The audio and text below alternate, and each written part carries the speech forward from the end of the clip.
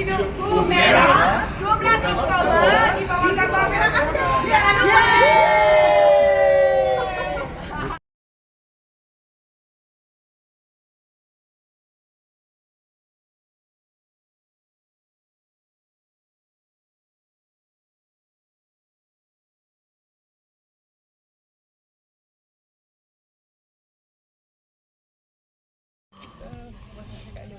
Assalamualaikum semua. Thank you so much for watching. Thank you so much di atas sokongan terhadap filem tempatan. Alhamdulillah saya pertama kali menonton. Pertama kali saya menonton hari tu mungkin sikit je babak masa buat dubbing dan sebagainya. Tapi this is my first time. Alhamdulillah akhirnya dapat menemui penonton juga selepas 5 tahun diperam. Lama. Dan Alhamdulillah saya bersyukur, terima kasih Encik Zul kerana memilih saya sebagai Bumerah. Dan macam biasa bila saya setiap kali menonton filem atau lakonan saya sendiri, saya sentiasa mencari kelemahan diri supaya dapat ada improve lagi di masa akan datang. Dan mungkin pada saya untuk Bumerah tu pada saya karakternya terlalu kuat, terlalu strong, tapi disebabkan saya berdamping dengan pelakon-pelakon yang sangat-sangat berbakat seperti yang ada di sini, yang banyak membantu, dan Alhamdulillah saya sangat-sangat berbesar hati menjadi peneraja utama Bumerah ini. Thank you so much tim seluruh yang membantu saya untuk memberikan yang terbaik. Thank you Cik Zul. Dan saya harap anda semua dapat memberi sokongan kepada filem tempatan dengan menonton filem ini, dan war-warkan kepada sahabat-sahabat semua dan teman-teman atau media sosial untuk menonton filem tempatan. Thank you. Thank you. Okay, Assalamualaikum semua. Terlebih dahulu saya nak ucapkan tahniah kepada Abang Aizul, pengarah yang saya kenal. Ini kali kedua saya bekerja. Kali pertama saya bekerja, masa mula-mula saya start berlakon dulu. Second job dalam industri ni bawa arahan Abang Aizul lah. So berasa amat berbesar hati bila ditawarkan untuk watak filem ni. Jadi saya harap ramai-ramai yang ada kat sini dapat war-warkan filem ni. Release di Pawagam nanti. Kalau kita tengok filem ni, kita tahu kita syuting orang kata serba sederhana. Okey. Syutingnya serba sederhana, jadi kita harapkan sangatlah sama-sama dapat bantu marketing, dapat bantu untuk orang kata 70 panggung yang ada filem ni tayang nanti dapat mencecah kutipan yang membanggakan produser dan juga pengarah. Jadi terima kasih kepada media, kepada wartawan yang ada, kepada tetamu yang hadir menyaksikan filem ini tadi. Terima kasih banyak-banyak. Assalamualaikum warahmatullahi wabarakatuh. Apa khabar semua? Saya baru Mayat, memegang watak sebagai Husin tadi. Walaupun scene saya tak banyak, tapi saya kata puas lah. Jadi ribuan terima kasih saya nak ucapkan kepada director saya, Haizul. Saya pun dah kenal lama.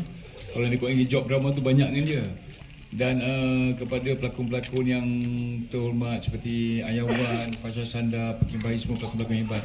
So tolong mewawarkan kepada rakan-rakan yang ada, dan ribuan terima kasih lagi kepada media cetak dan elektronik. All the best you dan selamat menonton.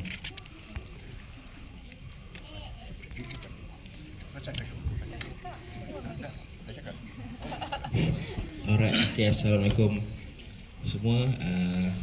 Pertama kali saya ucapkan terima kasih kepada Abang Zul memberi kepercayaan saya memegang watak Haikal, walaupun saya hanya pelakon baru, tapi dia beri kepercayaan kepada watak itu, dan insyaAllah rasanya berjaya kot watak tu kan. Okay, apapun saya ucapkan terima kasih kerana datang dan menonton, dan harap semua macam yang Nai cakap lah, war-warkan lah untuk memeriahkan tayangan yang akan datang nanti. Terima kasih. Assalamualaikum. Saya nak bagi tahniah kepada Haizul kerana keberanian dia. Kerana saya faham ini first baby Haizul. Ya. Dan juga kepada sahabat-sahabat kita media, awaklah semua yang boleh mengangkat ataupun menjatuhkan kita orang kan. Jadi ya, dalam serba kekurangan, serba tentangan, tapi akhirnya dapat sebuah karya yang kita boleh tuntut. Tetapi jangan melihat kepada surface saja. Cerita ni kalau melihat pada permukaan memang dia biasa-biasa saja. Tapi cuba kalau kita sedikit pergi dalam. Saya rasa mungkin disengajakan gambar tu untuk nampak macam season, nampak macam autentik, macam lama, macam kuno, pasal memang tahyul-mahyul, benda-benda yang khurafat ni kan sejak dari zaman Nabi Adam lagi dia dah ada. Dah lama sangat ada, tambah-tambah lagi di sekitar budaya kita. Tapi kalau kita lihat lapis dalam tu, benda ni very sensitive issue. Saya melihat nasakom di situ. Nasionalis, agama, komunisme. Kenapa merah? Kenapa merah? Kalau kita lihat pada permulaan cerita, epilog, apa dia, prolog dia, sebelum dia menjadikan latar, kan itu diucapkan dalam dialog barangkali. Ya, audiens kita dah cerdik. Ya, kita sampai masanya bagi benda yang berat ni dalam cerita yang ringan seperti ini. Saya melihat watak Bat, dia sebagai monopolis, kapitalis, kolonialis, imperialis. Itu dia kejahatan yang sampai hari ini yang diwakilkan oleh Joe Biden, nama orang ini kan. Itulah kalau kita pergi lebih dalam. Jadi saya harap media, tapi benda yang sensitif ini jangan diangkat. Memadai kalau kita faham, kita bermula menjadikan first baby Hazel, first baby dalam keterbatasan ini. Akhirnya, insyaAllah. Pelakon saya bertuah, walaupun first baby saya ni saya dapat semua pelakon yang sangat baik, terlampau baik sebenarnya. Sebab saya dengan Abang Wan ceritakan zaman permulaan saya mengarah tahun 1996, saya mula mengarah. Saya cerita bertajuk Khalis, drama yang mana Abang Wan baru menang pelakon lelaki pembantu terbaik setelah saya. Ya, masa tu. Dan dia mengucup saya kerana keberanian saya. Yang itu saya masih muda sangat, baru 25 tahun umur saya. Kata sedih, orang kata masa tu tak tahu nak cakap kan.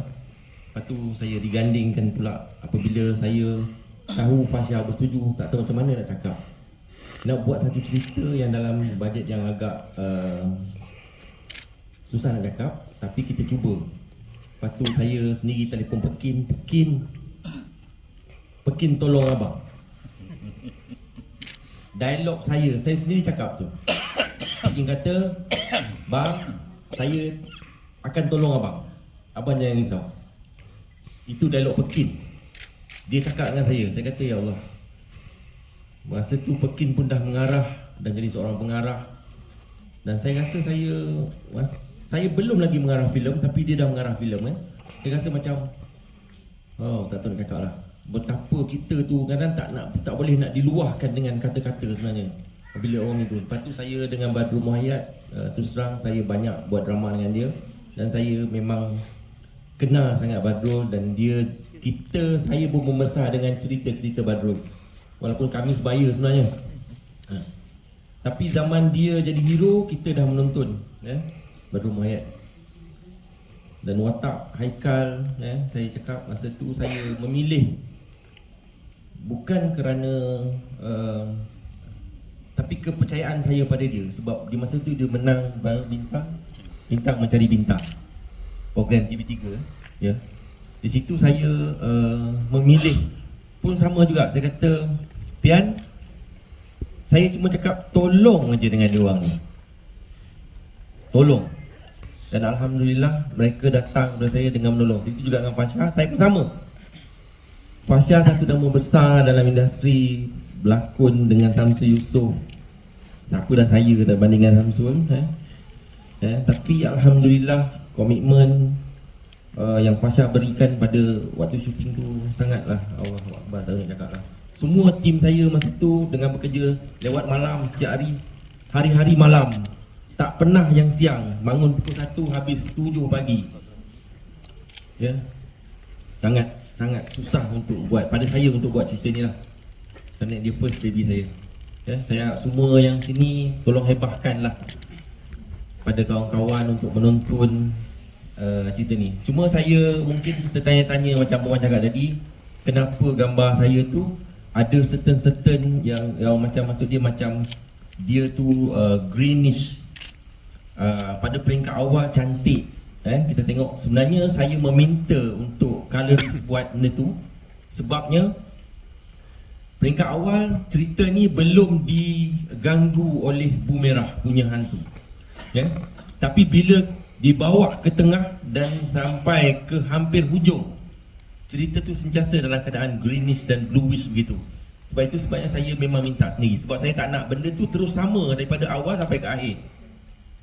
Sebab nak pekan perbezaan sebenarnya latar cerita tu. Peringkat awal dia bermula begitu, tengah-tengah apabila sebelum Sofia tu muncul apa semua, tapi kampung tu diselubungi oleh yang dikontrol oleh Bu Merah itu. Cerana biduk tu sendiri yang membuatkan kampung tu jadi suram begitu. Itulah sebenarnya mesej yang saya cuba sampaikan. Saya tak nak kata macam kenapa gambar tu macam ni, bukan. Sebenarnya adalah konsep yang kita cuba, yang saya memang nasib baik dia pandai berenang ya bang. Nama dia Wan, sebab dia pandai berenang.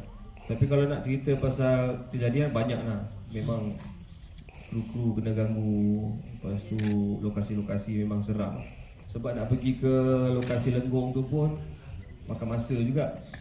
Dengan kereta Yanang masuk jalan tu kan, barai kereta sampai ke situ memang lokasi yang tak pernah ada orang shoot lah. Tempat jeep tendang kat situ.